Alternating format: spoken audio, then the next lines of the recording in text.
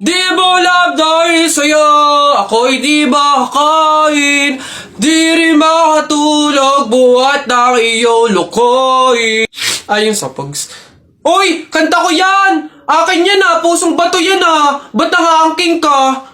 Ano sa'yo? Ako unang pumindot dito eh. Pusong bato to eh. Ano? Okay na yun. Ah, akin to eh. Ang pangit-pangit ng boses mo eh. Palaagaw ka ah. Okay na yan. Aba, hindi ako papayag. Taalis-alis kayo din eh, tapos yung hinahanapin nyo. Wala na yun eh, stop na yun. Kanina pa yun eh, akin na to eh. Ano, stop na lang yan, oh. Tigil na lang yan, hindi ako papayag. Akin to eh. Stop, oh, panapok, oh. Suntukan tayo. Yabang dito ah. Panapok. Oh, yun na yan, oh. Sa'yo na yan, oh. Isang kanta lang naman eh. 10 pa kanta ko dyan ah. Narda sunod dyan, oh. Narda, akin yun. Oh, ba't ganyan mga itsura nyo? Eh kasi naman tayo natalo kami ng Jepoy na yun sa flip top eh. Bata-bata, yabang-yabang eh. Diyos naman, natalo kayong dalawa ng isang bata sa flip top? Hihina naman ng mga anak ko na to. Ako nang tatapos dyan sa nginunguto-nguto nyo yan, ituro nyo sa akin ng Jepoy na yan. Eto tay. O Totoy, ikaw pala tumalo sa mga anak ko sa flip top. Hindi naman sa pinapatulang kita dahil bata ka, pero syempre mga anak ko to, kailangan ko ting ipagtanggol.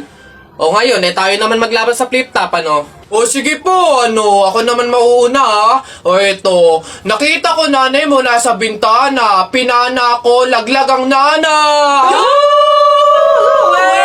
Yun na yun, Jepoy. O eto, nakita ko ulam nyo kagabi, tinola. Ayaw mo ng tinola kasi gusto mo, ihi ni Lola! Wala yan o ito. Shirt mo okay, damit mo okay, ngumiti ka lang na konti, kamukha mo na si Koke. Wala naman pala tong batang to eh. O ito, tingnan natin. Nakita ko tatay mo lumunok ng methamphetamine hydrochloride. Pinasabugan ko ng fireworks composed of strontium carbonate. Lumabas si oxide! Ang daya naman! Bakit parang pang matatalino na yung mga flip-top nyo? Sus, wala ka lang eh. Oh, bilang panghuli, dahil alam kong talo ka na, nakita ko nanay mo sa wish ko lang. Eto ko langot, sa'yo na lang!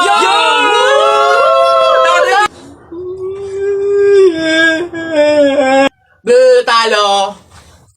Nak! Nay! Bakit? Mamaya bago ilibing yung lolo mo, kunin mo yung pera sa kamay niya, ha? Ha? Grabe naman, bakit kukunin? Eh kasi, pamahiin daw, swerte daw yung pera na yun. Dali. Ay, oh, totoo, Nay? Ah, sige.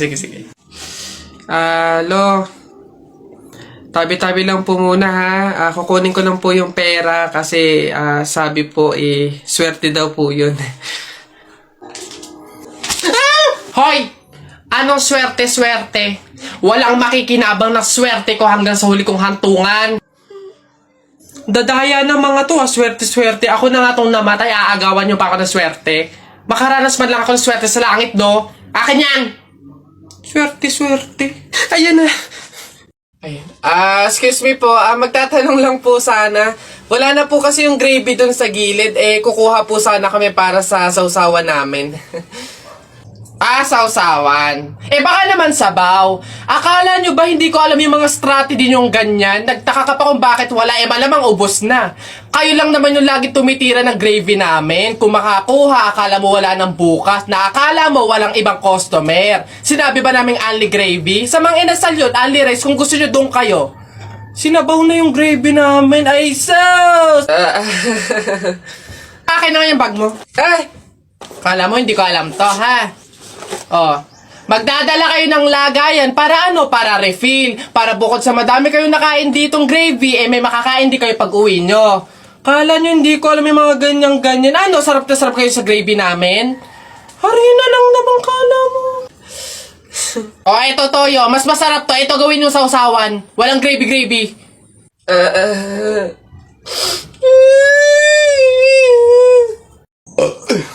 Ay! Diyos ko! Sabaw na naman to, panigurado! Wala na nga sabaw, hingi pa ng hingi. Tignan natin ngayon. Hello sir, again and again and again and again. Ito na po sabaw nyo. Yan. Oh, sarap niyan. Salamat, salamat. Eh? Hoy! Hoy, sir, bakit? Hoy, ano to? Tubig to, hindi to sabaw. Ay, sir, alam ko. Ang usapan kasi, sabaw. Hindi klase ng sabaw. Aba, bastos to. Palitan mo to. Sasabi ko sa'yo, palitan mo to. Ay, wow! Kayo pa tong galit, ha? Eh, malamang, ubos na yung sabaw namin. Kakahingi nyo. Pang 100 sabaw lang naman yung hiningi nyo kanina. Kaya naubusan na kami. Kapal naman ito. Buto-buto na nga yung ulam nyong manok. Para lang mapakinabangan nyo yung only rice namin. Kaya ka nagsisabaw ng sisabaw dyan. Ha, ganon. Eh, anong gagawin ko dito? Ah, hindi mo alam yung gagawin mo? Ako alam ko. Isabaw mo yan sa only rice mo. Gawin mong sabaw tubig. Basic to. Uy, pre! Oh, ano na naman? Eto na nga pre, ikikwento ko. Naniniwala ka ba sa mga pamahiin? Ba hindi ako papaloko sa mga ganyan, mga pang-uto-uto lang yung mga pamahiin na yan. Ay nako pre, ngayon, kailangan mo nang maniwala. Bakit naman? Anong mangyayari kung hindi ako sumunod sa pamahiin na yan? Ay nako pre, hindi mo naiitanong. Nung hindi ako sumunod dun sa pamahiin na yun, may nangyari sa aking masama. Ay oh, ano yun? Ano nangyari? Hindi ko kasi sinunod yung pamahiin na kapag nakabasag ka ng pinggan, eh wag na wag kang lilingon kasi tsak na may mangyayari sa yung masama. Na-experience ko, may nangyari talaga sa akin. Bawal lang talaga sabihin eh. Kaya, mas mabuting sundin mo na lang. Ayan, daya naman. Ba't hindi pwedeng sabihin? Pero sige, ano yung pamahiin? Pag nakabasag ako ng pinggan, wag akong titingin sa likod kasi may mangyayari sa akin masama. Sige, noted. Susundin ko yung pamahiin na yan. Nay, anong ulam? Ay, nabasag ko yung pinggan.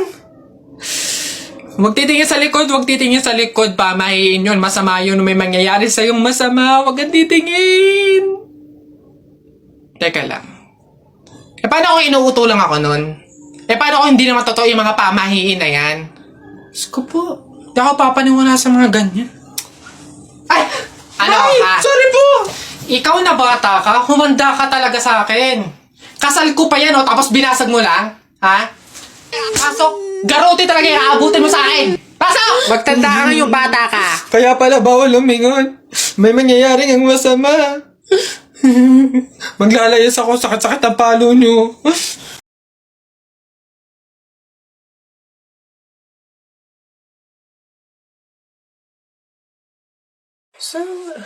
Oh, Uy anak! Ano yung ginagawa mo? Bakit ka dyan kumakain sa dilim ha? Alam mo, bawal yan pamahiin yan. Hindi ka daw pwedeng kumain ng pagkain sa dilim. Mabubulag ka daw.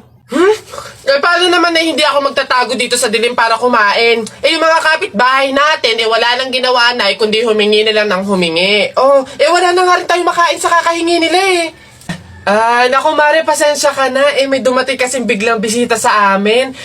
Nakakahiyat wala akong maipakain. Wala pa din naman yung mister ko. At saka hindi pa nun sahod. Baka naman meron ka dyan kahit anong pagkain na pwede maipameryenda. Sige na, nakakahiya naman kasi.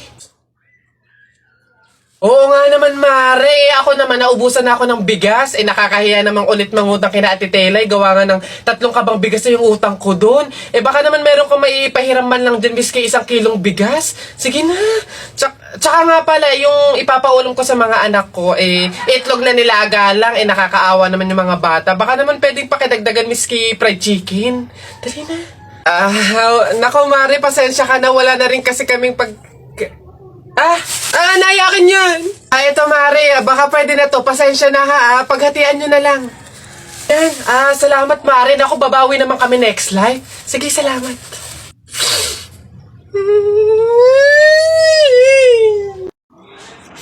Tao po. Tao. Ano yan? Magkano po kaya yung pansit canton? 15. Ay, teka lang po atan. Yung ano po kaya, yung suka po, magkano? Suka. 10. Aray. Wait lang po ate. Nagtatanong pa lang po kasi inaabot nyo na agad. Yung ano na lang po, tanong ko lang po kung magkano yung presyo ng itlog. Pa yan. Itlog. Otso. Ay! Teka lang kasi! Putik nang iyan! Iba yung nabili sa nagtatanong lang! Nagtatanong lang ako, nasa harapan ko na agad. Tapos pag hindi binili, iirap-irap kayo. Mga tinderang to. Ay, pasensya na. Magkano to lahat? Pabalot. Ay, boss! Kanin pa nga! Dito! Diyos ko, ito na naman itong mga to. Bubulos na naman. Singkarang sisiba kumain ang tatakaw. Pang 50 at ang kanin na nila to. Diyos ko. Hello again! Ito ba yung mga kanin nyo?